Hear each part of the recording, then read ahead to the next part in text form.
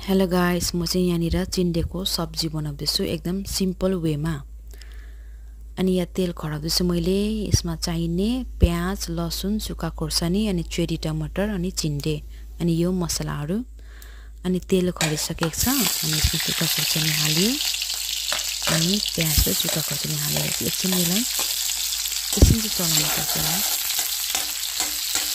अनि यो लसुन हाल्ने पालो पनि आयो। अब त्यो अलिअलि कुच्याएको लसुन छ अनि त्यो लसुन पनि हाल्नुपर्छ।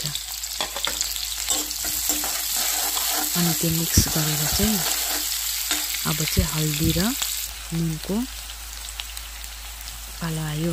हल्दी र नुन हालेर पनि एकछिन चलाइदिनुपर्छ हामीले। यसलाई पनि अलिक मजाले यसरी घुमाएर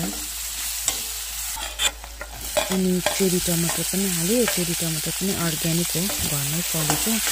अनि यो हालेर पनि एकछिन चलाइदियो। त्यसपछि चिन्डेको बनायो। चिन्डे पनि एकदम घरकै हो, यो चिन्डे पनि घरकै रुखको। यो चाहिँ हाम्रो एरियामा पाउँछ, दार्जिलिङ एरियामा, हिल्ली एरियामा चाहिँ एकदम पाउँछ। यो एकदम प्रेसरको लागि राम्रो हो। अनि यो चलाएर चाहिँ अब एकछिन कभर गर्नुपर्छ यसलाई।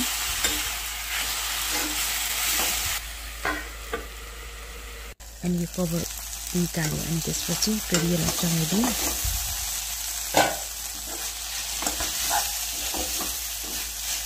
अलिक मजाले चलाएर फेरि यसलाई छोपिदिनुपर्छ 1 मिनट जति। छिटै पाक्छ यो त। अनि अब रेडी पनि भयो खानुको लागि। आजको डिनर मेरो।